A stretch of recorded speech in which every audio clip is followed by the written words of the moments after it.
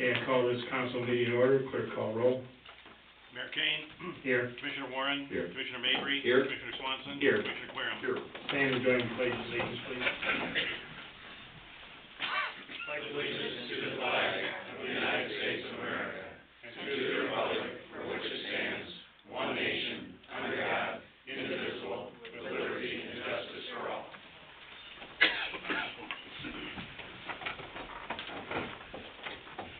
Okay, I have two people in public comment. I'm going to let Frank, would you want to come? And I can't remember your last name, so I'll have Frank come to the mic first. It's Frank Bunch with Youth Service Bureau, and first I'd like to thank the mayor and the council for your support of Youth Service Bureau over the years. It's meant a lot. And also your continued support for this proclamation making April Child Abuse Awareness Month. It does make a difference. When I started in child welfare 25 years ago, there were 50,000 children in foster homes. Today that number is approximately 14,000. Youth Service Bureau and all its offices provide services to over 450 abused and neglected children each year. So education, services, and awareness does make a difference, and we appreciate the City of Princeton and the support that you have given. I'd also just briefly mention, last year when I was here, I mentioned we started a new program here in Princeton with the state's attorney's office and the probation department called Redeploy. That program is running strong, and it's been a tremendous success. It's one of the few programs the new governor has recommended in the next fiscal budget to remain funding at the same level, and that's a tremendous success given the other recommendations as far as cuts and elimination of services.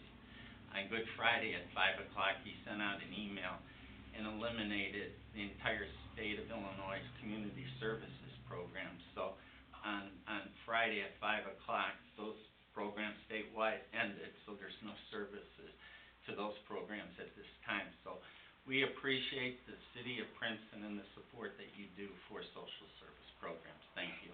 Okay, thank you, Frank. I'm just going to read this shortly, and then I'll hand this to you, and you can take it with you. Now, therefore, I, Keith L. Kane, as mayor of the City of Princeton, hereby proclaim the month of April 2015 to be Child Abuse Prevention Month in the City of Princeton, and encourage all citizens to support the Youth Service Bureau of the Illinois Valley and learn about its management, many programs and resources to our community. So, Frank, if you want to come and get this, I'll give it to you now.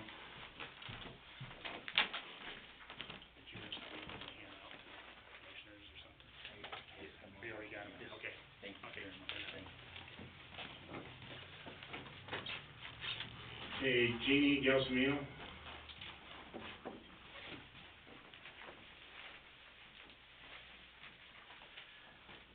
Judy, would you mind flipping the switch towards you that's on the microphone? It's on the front of the microphone, just flip it towards you.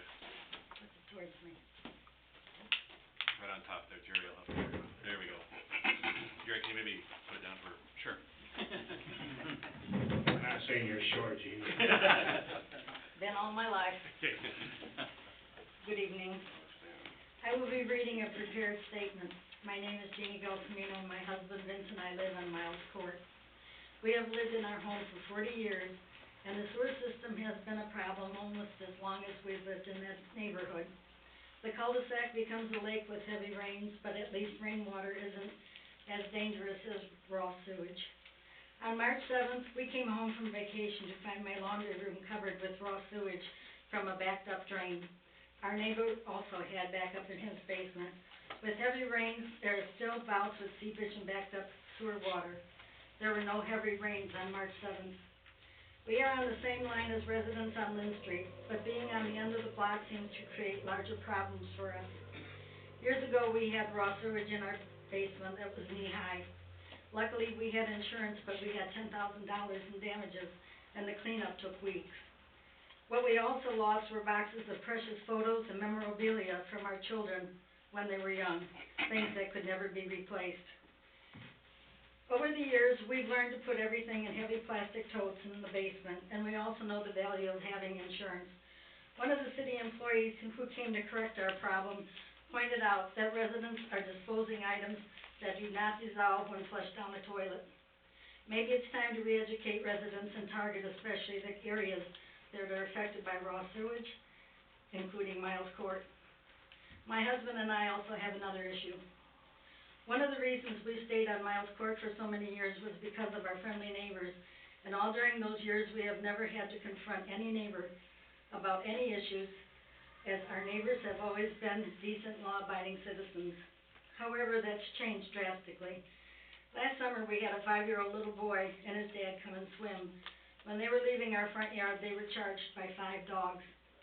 The boy was traumatized and his father picked him up and brought him into our house. The little boy wouldn't walk back to the car because he was so scared.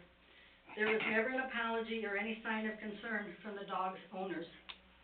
This happened on a Sunday, and we didn't report it to the police until Tuesday morning because Monday was a holiday. We were told we needed to report it immediately by the officer, but the officer said he would talk to the man who owned the dogs, as he knew this person. The officer seemed to know about these dogs, so there must have been other complaints. All winter long, we have had to listen to barking dogs. The owners work all day and only come home for lunch to let the dogs run, at which time they also bark loudly. The dogs are either in a side pen next to their garage, in their residence, or in their garage, which is a whole other issue. I went to City Hall and questioned the size of that garage when it was being built and was told it met legal specifications. It's funny how many people comment on the barn next to our house. A neighbor's dog was bitten on the face by one of the unleashed dogs last fall, and he was told he was trespassing on private property. The property where he was walking his dog is a farm field at the end of our block. If they owned any of that land, there were no trespassing signs posted. The barking continues, the dogs still run in our front yard. Enough is enough. They live in a residential area, not the country. Just a few weeks ago, we had company who were again charged by 5 dogs on our property as they were getting out of their car. I honestly don't feel going to the police again would have made any impact on these people, because they know what's going on and nothing has changed. They continue to let these dogs run free, no collars, no fence, and someday I'm really afraid someone is going to get bitten as children ride their bikes in the cul-de-sac all the time. We feel it is important again to educate citizens about leash laws, barking dogs, police intervention, and what a citizen has to do to make a formal complaint and to see results. Maybe an educational insert in the utility bill would help. Thank you for your time. Thank you, Jane. Any other public comment? If not, I'll move on to promotion, Chief Rudd.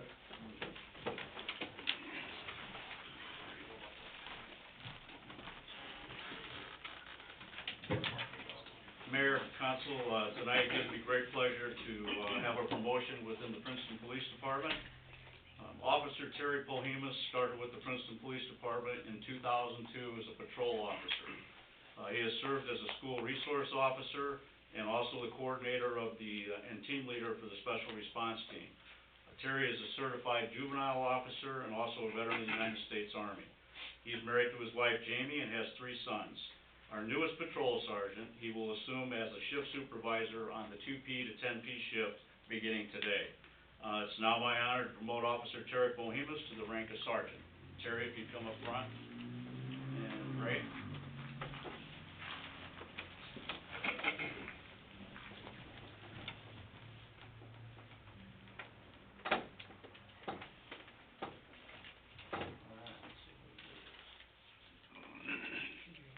Yeah.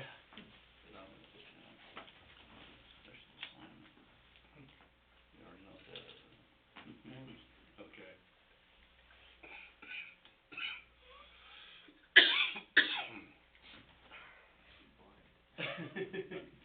Can you guys step aside a little bit so the press can get a photo?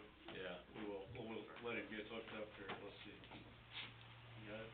Yeah, if you look at the back of his arm, please. You're good, right? Just put one of those on. Yeah, And then one is that there. right? Okay, Terry. There you go. Congratulations. Let's get a photo here. Ray. Just like a group.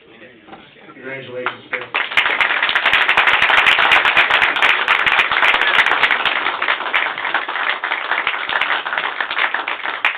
Congratulations.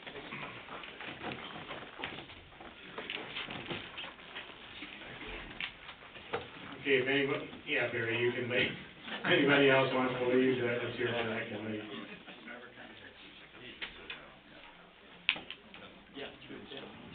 Okay, at this time, I'll move on with approval of several different meetings minutes.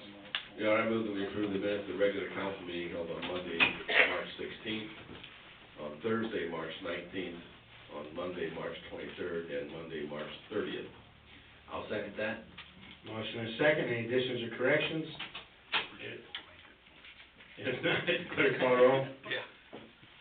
Commissioner Warren. Aye. Commissioner Mabry. Aye. Commissioner Swanson. Aye. Commissioner Querem. Aye. Mayor Kane. Aye. Okay, now move on with paying the bills, starting with Commissioner Warren. Thank you, Your Honor. Tonight, we got the bills on payroll, public affairs, and Department of Accounts and Finance. The planning department total $20,745.87. Administration of $17,339.28. Self-insurance of $22,873.87. Economic development of $31,649. Tourism of $2,076. Property department of $6,964.35, for a grand total of $101,649.27. Your Honor, I examine these bills and believe them to be true and correct, and move we pay them. I'll second that. We have a motion and second, any further discussion? If not, clerk call roll. Commissioner Warren. Aye. Commissioner Mabry. Aye. Commissioner Swanson. Aye. Commissioner Querem. Aye. Mayor Kane. Aye. Thank you, Commissioner Warren, now move on to Commissioner Mabry. Thank you, Mayor King. This evening I have the bills and payrolls for the Department of Streets and Public Improvements as follows. In the Street Department, a total of $107,923.40. Motor fuel tax of $12,378.18. Wastewater collection of $74,230.14. Wastewater administration of $76.78. The Cemetery Department of $11,856.48, and garbage expenditures of $23,607.62, for a grand total of $230,072.60. Your Honor, I have examined the bills of payroll, find them to be true and correct, request payment be made. Second. I have a motion and second, any further discussion? If not, clerk call roll. Commissioner Warren. Aye. Commissioner Mabry. Aye. Commissioner Swanson. Aye. Commissioner Querem. Aye. Mayor Kane. Aye. Thank you, Commissioner Mabry, now move on to Commissioner Swanson. Thank you, Your Honor. Tonight I have the bills in public health, safety, and civil defense. The police department bills and payroll total $81,956.69. Fire ambulance department bills and payroll total $98,482.55, which brings the grand total in the department to $180,439.24. Your Honor, I've examined these bills, find them to be true and correct, and I move that we pay them. Second. I have a motion and second, any further discussion? If not, clerk call roll. Commissioner Warren. Aye. Commissioner Mabry. Aye. Commissioner Swanson. Aye. Commissioner Querem. Aye. Mayor Kane. Aye. Thank you, Commissioners. Thank you, Commissioner Swanson. Now we move on to Commissioner Querem. Thank you, Mayor. Tonight I have the bills and invoice or payroll for public property utilities. First, the general account and electric invoices totaled $1,000. Electric generation payroll invoices totaled $64,081.83. Electric distribution payroll invoices totaled $111,244.24. Electric administration payroll invoices totaled $14,707.35. We didn't have anything in telecommunications this month. In the water department, in the water general account, invoices totaled $110.50. Water treatment payroll invoices totaled $34,555.76. Water distribution payroll invoices totaled $7,909.12. Water administration payroll invoices totaled $33,556.53. Total invoices and payroll for both departments, $267,165.33. I review these bills, I believe them to be true and accurate, and I move they be paid. Second. I have a motion and second, any further discussion? I'll pass on a bill in the electric department to Flowers by Julia for $89.50. No further discussion, clerk call roll. Commissioner Warren. Aye. Commissioner Mabry. Aye. Commissioner Swanson. Aye. Commissioner Querem. Aye. Mayor Kane. Aye. Thank you, Commissioner Querem. Now we'll move on with regular business, starting with Commissioner Warren. I move we adjourn to executive session to discuss litigation under 65 ILCS 120. I'll second that. The motion is second, clerk call roll. Commissioner Warren? Aye. Commissioner Mabry? Aye. Commissioner Swanson? Aye. Commissioner Querem? Aye. Mayor Kane? Aye. We're in executive session.